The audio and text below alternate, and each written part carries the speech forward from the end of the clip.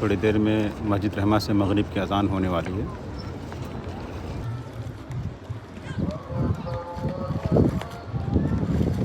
देखिए मगरिब की अज़ान हो रही है।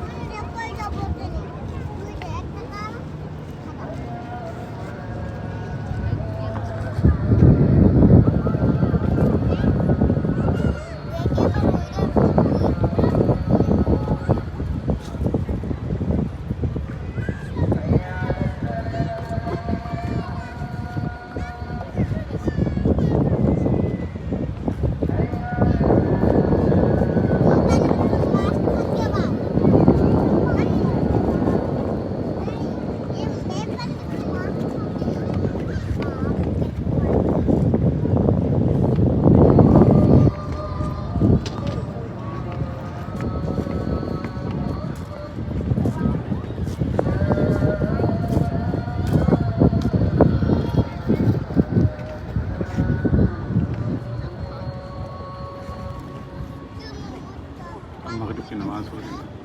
मगरिब की नमाज़ हो गई। चल रहे हैं मगरिब की नमाज़ अदा करने के लिए। मस्जिद रहमा का अंदरूनी हिस्सा है और अभी लोग मगरिब की नमाज़ अदा कर चुके हैं और इधर दूसरी जमात खड़ी है।